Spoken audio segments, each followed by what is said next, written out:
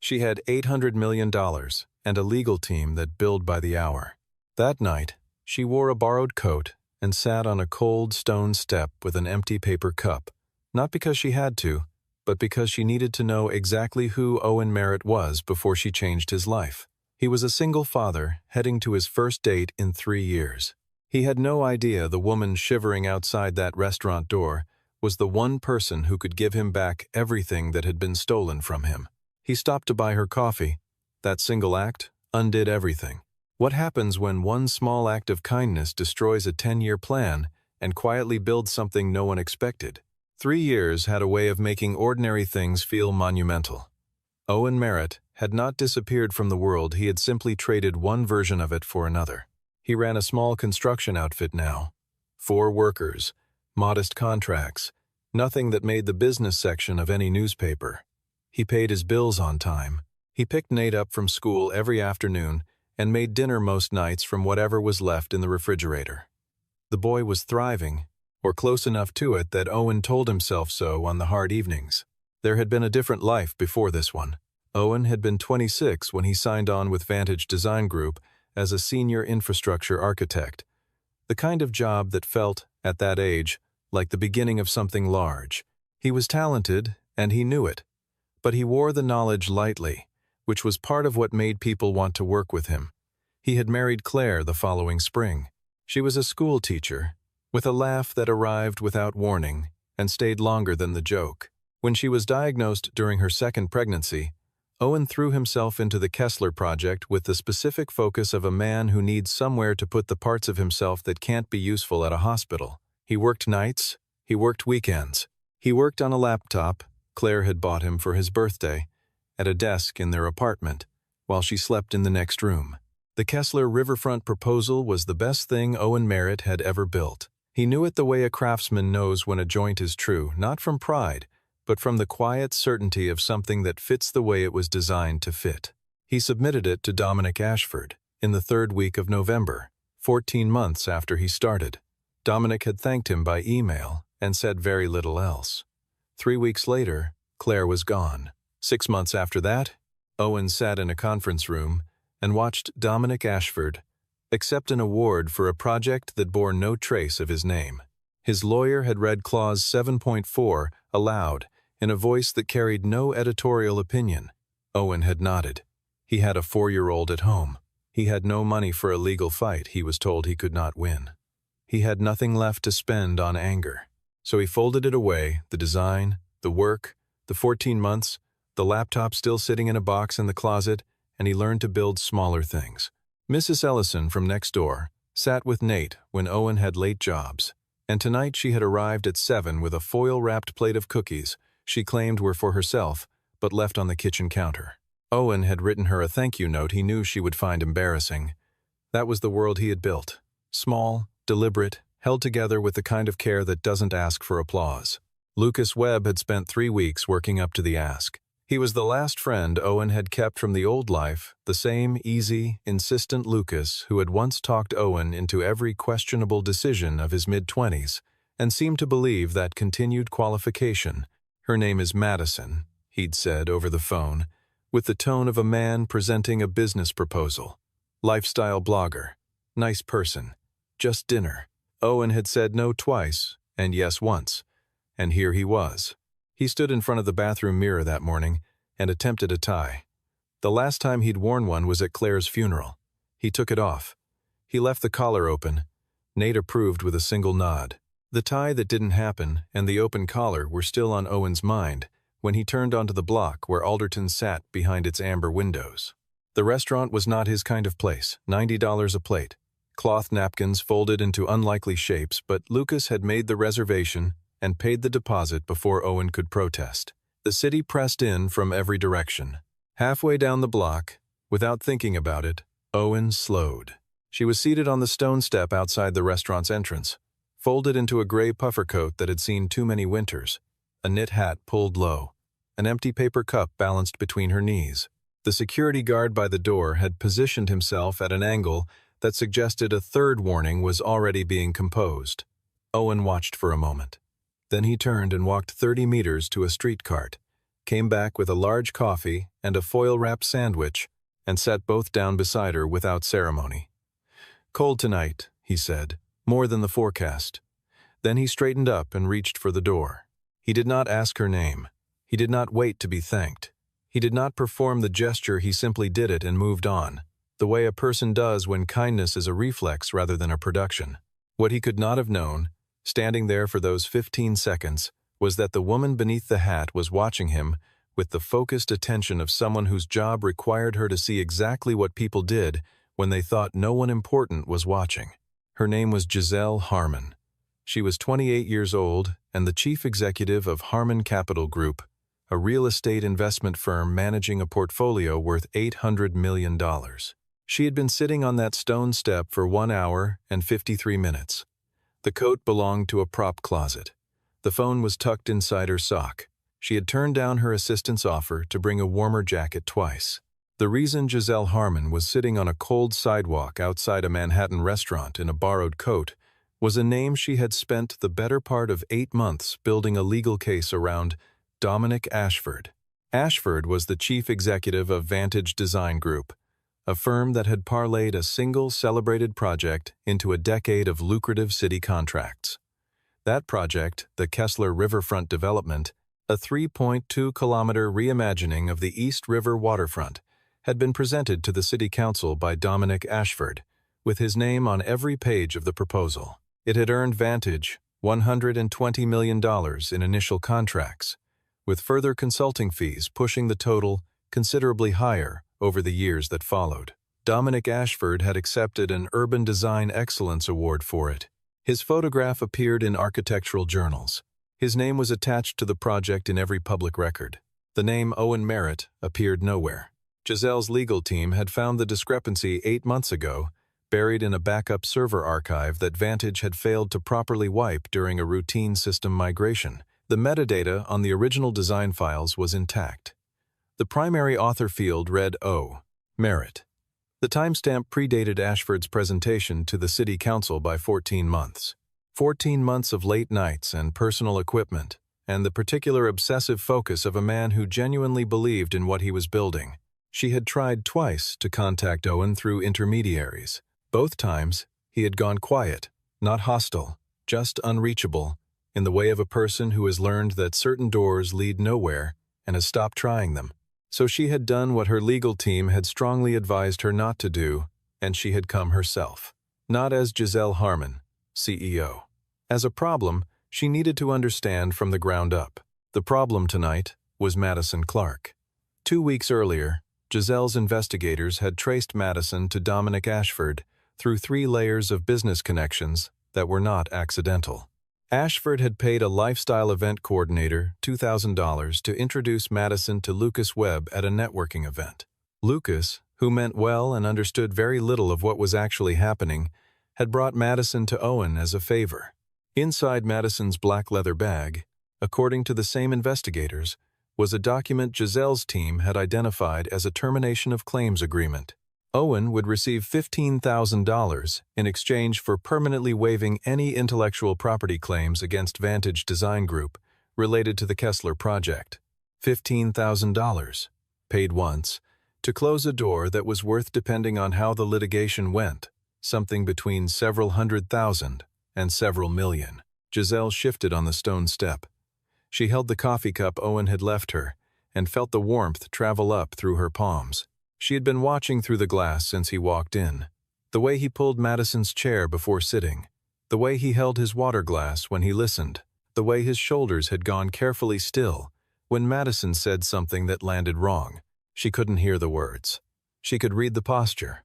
She had spent 15 years learning to read posture across boardroom tables, and what she saw in Owen Merritt's body language was not a man who was naive. It was a man who was tired. Tired was more dangerous than naive. Inside, the dinner had the surface texture of something pleasant. Madison Clark was good at her work, Owen would give her that, though he didn't know yet that it was work. She asked the right questions with the right timing, leaving just enough silence for Owen to fill if he chose to. She had ordered the duck. She had a story about a trip to Lisbon that was probably true. She was warm and attentive, and her dress was the color of a good Bordeaux. and for approximately 45 minutes, Owen Merritt allowed himself to simply be a man having dinner with a woman who seemed to like him. Then she mentioned Keen Trukdo Thier, urban architecture. It was delivered as an aside, a casual pivot, mid-sentence, the way a skilled angler changes lures without making a show of it. I read about the Kessler project once, she said, reaching for her wine. The riverfront one. That was Vantage Design, right? Incredible work. Owen set his glass down. He did not say anything immediately. He looked at Madison the way a man looks at a road he recognizes. That was Vantage's project, he said. The words came out level, giving nothing. Right, Dominic Ashford. I saw him speak at a panel last week. She turned her wine glass slowly. Very impressive. Did you ever cross paths when you were there? Briefly, Owen said. The word did not invite follow-up. Madison read it correctly and moved on back to Nate, back to the easy warmth, back to the practiced rhythm of the evening. Owen followed, or appeared to follow, but the stillness that had come into him at the mention of that name did not leave. It settled somewhere below his sternum like a stone dropped into still water. He was still aware of it 20 minutes later, when Madison reached into the bag on the chair beside her and set a manila folder on the table between them, with the casual ease of an afterthought.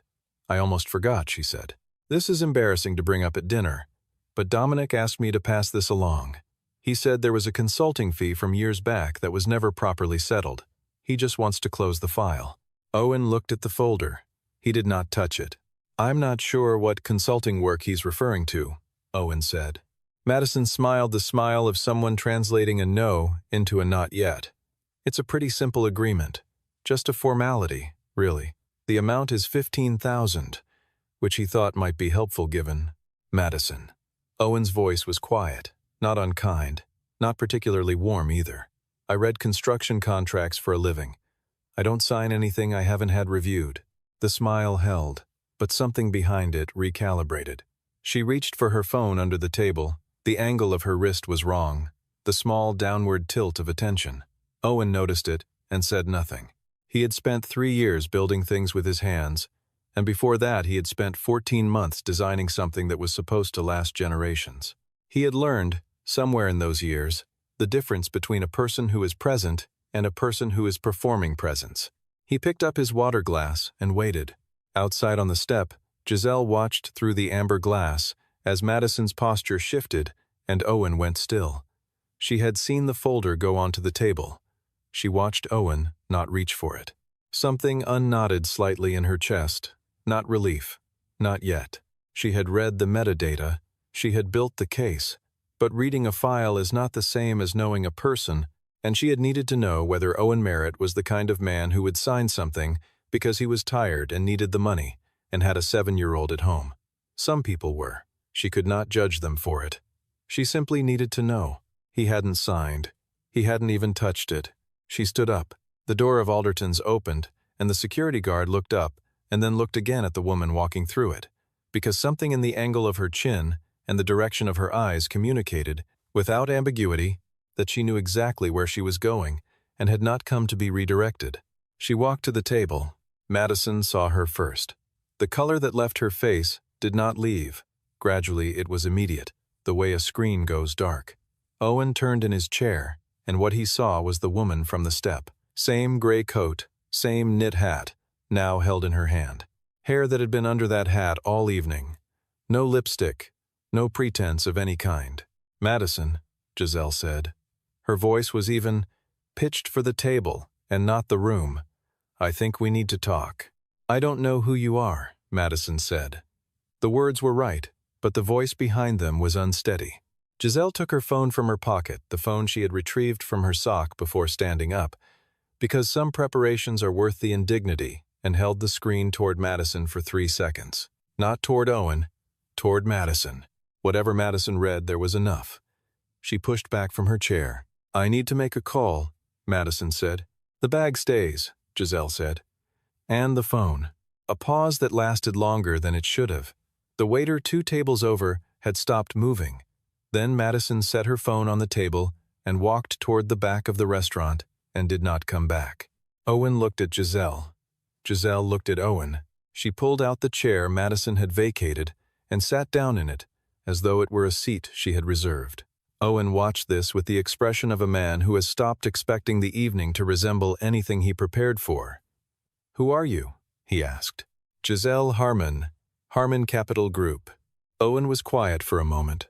Then, "How long were you sitting out there?" "About 2 hours." "Why?" She set her phone face up on the table between them and turned it so he could see the screen.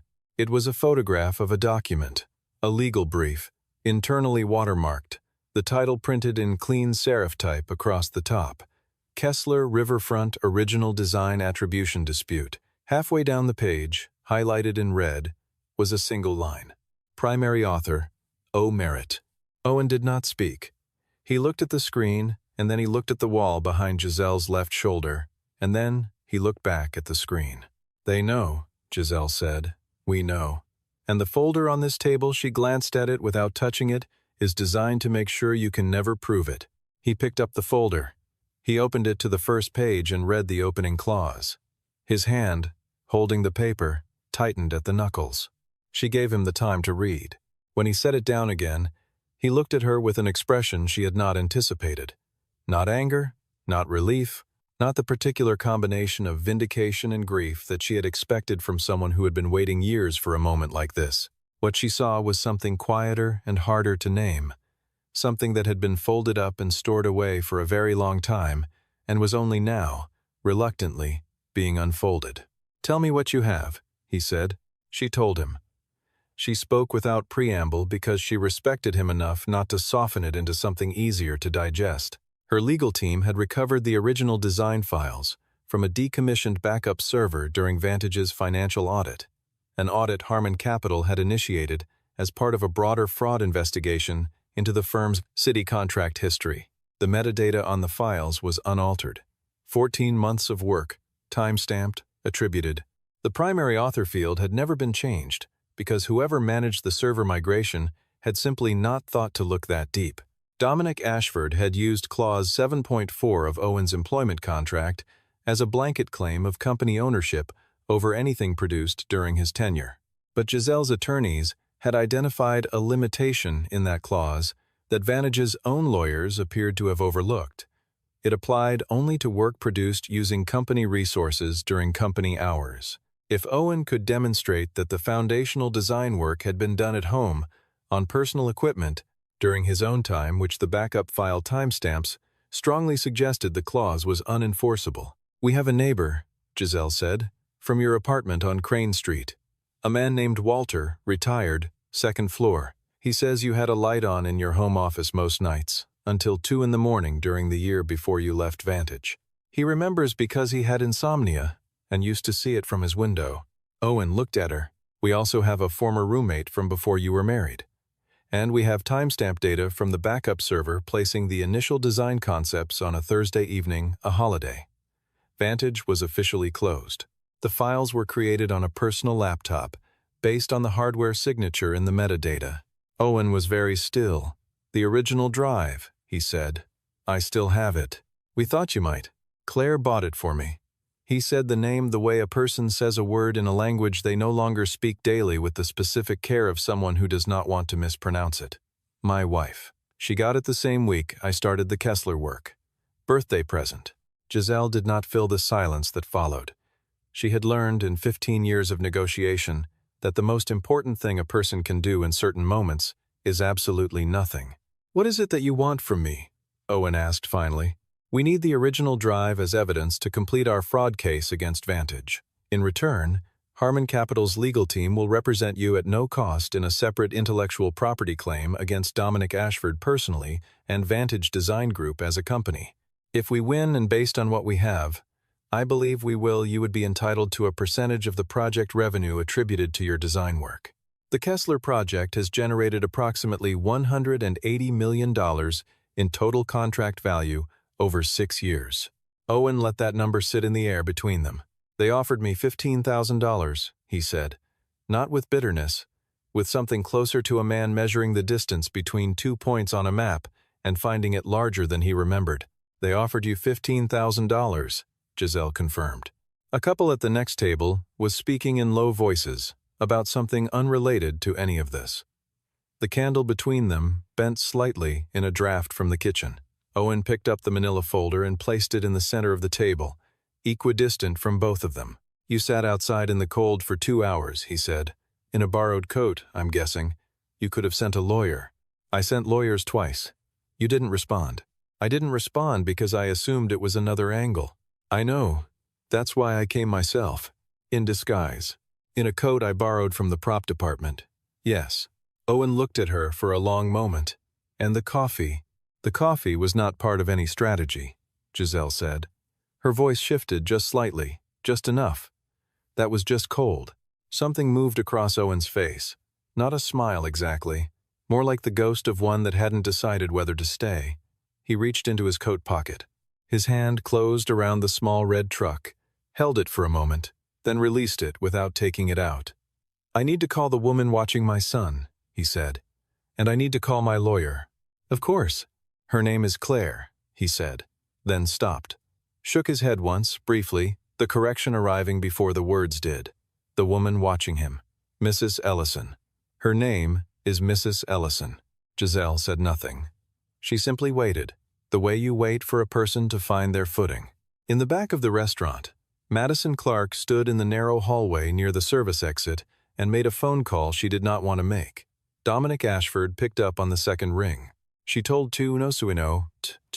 Nosa's voice kept carefully flat, and there was a silence on his end of the line that lasted long enough to become its own kind of answer.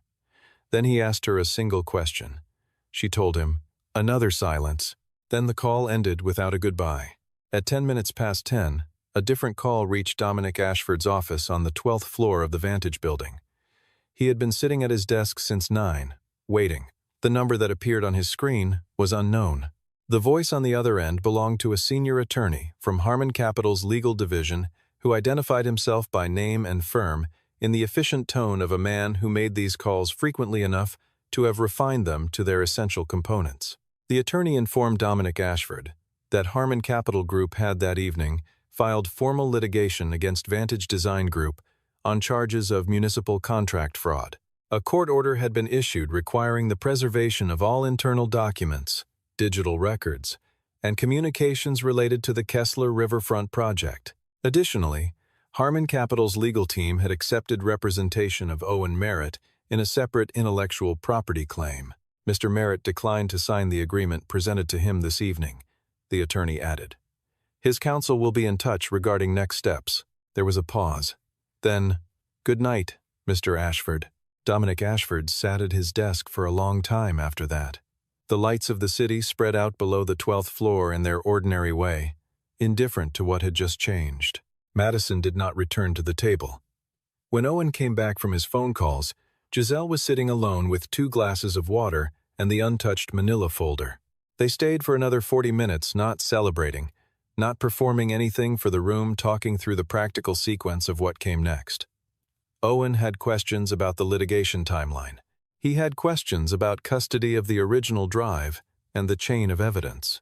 He asked twice whether the case was actually strong enough, not the way a nervous man asks, but the way a careful one does, the way a person who has been disappointed by certainty before now approaches it with both hands out to feel for the edges. Giselle answered directly. She did not tell him it was guaranteed. She told him what the evidence showed and what her team believed and where the vulnerabilities were, because she had found, in her experience, that people who have been lied to do not need reassurance. They need information presented honestly. Owen Merritt, she had concluded somewhere in the middle of that 2-hour wait on the cold step, was specifically that kind of person. When they stepped outside, the wind from the river had settled into something that merely nipped rather than cut. Owen stood on the pavement and looked up at the Vantage building. He could see the 12th floor from here, the lights still on, as they always were. "I never walked past that building without crossing to the other side," he said, "for 3 years." Giselle stood beside him and looked at it. "You don't have to do that anymore if you don't want to," she said. "Or you can keep doing it. That's also fine." Owen put his hands in his coat pockets. He felt the small, hard weight of the red truck against his fingers and held it without taking it out. "I need to get home to my son." Of course. A pause that was not uncomfortable. The city moved around them the way cities do, continuous and unaware. The agreement, Owen said.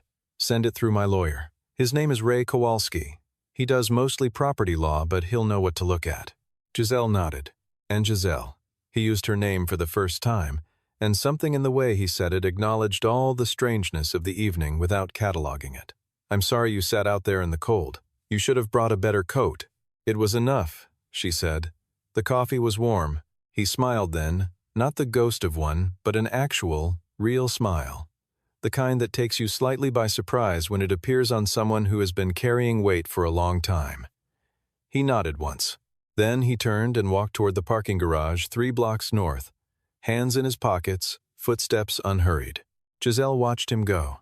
Then she looked up at the Vantage building for a moment longer than was necessary and thought about all the things that look like permanence until they don't. She called her driver. 3 weeks later, the business press ran a 2-paragraph item about Harmon Capital's litigation against Vantage Design Group. It was buried in the financial section, not the front page. These things rarely made the front page, but it was there, plain and specific, citing municipal contract irregularities and pending disclosure of internal records. 3 days after that, the City Council's Infrastructure Committee announced it had requested a review of all Vantage contracts issued in the previous decade. Dominic Ashford did not give a statement. Lucas called Owen on a Thursday evening while Owen was making pasta. "Did you have something to do with that?" he asked, meaning the news. Owen said he might be peripherally involved. Lucas was quiet for a while. "Then, I got paid $2,000 to set that dinner up. I didn't know what it was." "I know you didn't," Owen said. "I'm sorry. Don't be stupid." Owen pulled the pasta from the stove. "Are you free Saturday? I've got a foundation pour that needs an extra pair of hands and I'm not paying market rate." Lucas said yes before the sentence was finished. Nate, for his part, had opinions. He had overheard exactly enough of the adult conversations happening around him to form a theory, which he presented to his father on a Saturday morning over pancakes, with the air of a man presenting findings to a committee. "The lady who helped you," he said. "Is she nice?" "She's complicated," Owen said, which was honest. "But nice?" Owen thought about it. He thought about 2 hours on a cold stone step in a borrowed coat, about the way Giselle had told him the truth without softening it, about the small but definite shift in her voice when she said the coffee had been warm. "Yeah," he said. "I think she's nice." Nate absorbed this. "Are you going to see her again?" "Probably. We have legal things to work through." "That's not what I mean." Owen looked at his son across the kitchen table. 7 years old, pancake syrup at the corner of his mouth, the red truck parked on the placemat next to his plate. There were days when the resemblance to Claire was a quiet ache, and days when it was something else, something that felt more like continuity than loss, like a door left open instead of closed. This was one of the second kind of days. "I don't know yet," Owen said. Nate considered this the way he considered all things that required patience, which was with more patience than most adults managed. "That's okay," he said. "Slow is okay." Owen reached over and ruffled his son's hair. "When did you get so smart?" "Mom," Nate said simply, and picked up his fork. Owen laughed. It came up from somewhere real, somewhere that had been quiet for a long time, not the performance of a laugh, not the polite version, but the kind that arrives unexpectedly and feels, when it does, like remembering something you didn't know you'd forgotten. 3 weeks after that, Owen arrived at the 34th floor of the Harmon Capitol building with a worn external hard drive and a cardboard folder of printed design files, some pages yellowing at the edges. He wore the suit he had put away after the funeral, the charcoal one, the one Claire had picked out for a city planning gala they had attended together the year he started the Kessler work. It fit the same. He was thinner now, and the suit was slightly loose at the shoulders, but it fit. Giselle met him in the conference room with 3 members of her legal team. She was wearing a navy blazer, and her hair was up, and there was nothing about her that suggested the gray coat or the stone step or the borrowed hat. But Owen recognized her, not just her face, which he had spent the better part of 3 weeks thinking about more than he had intended to, but the specific quality of her attention, the way she listened, without performing, attentiveness. It was the same quality he had seen through the restaurant window when he hadn't known who she was, and it was the same quality in the boardroom now, and he found, sitting down across from her and the legal team, that this continuity mattered to him. They worked for 3 hours. The hard drive's contents were accessed, cataloged, and preserved.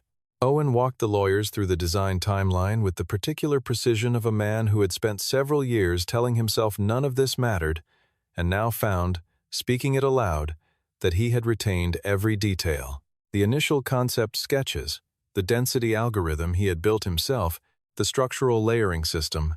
He explained each phase, and the lawyers documented, and the metadata confirmed what the metadata had always said: undisturbed, waiting.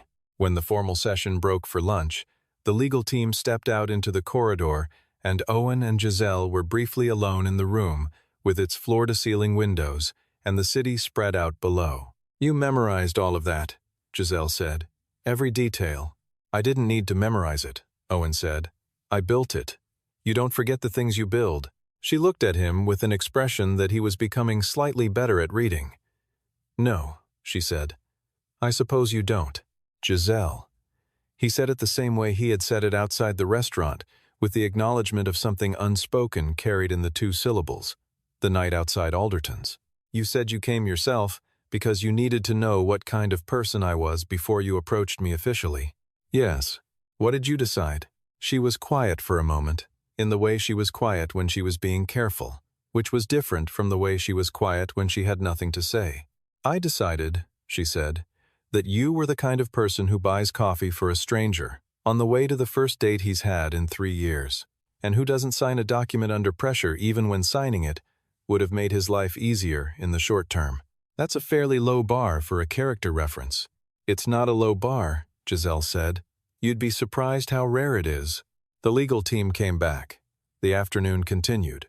Owen drove home at 4:30 with the hard drive logged into evidence and a formal retainer agreement signed, and somewhere between the 34th floor and the street, he allowed himself to believe, carefully and without rushing, that the thing he had built, not just the design, but the 3 years after it, the small, careful life, the pancakes on Saturday morning, the boy who gave him a red truck to carry, when he was scared that all of it had been worth something all along, even when it couldn't be proved.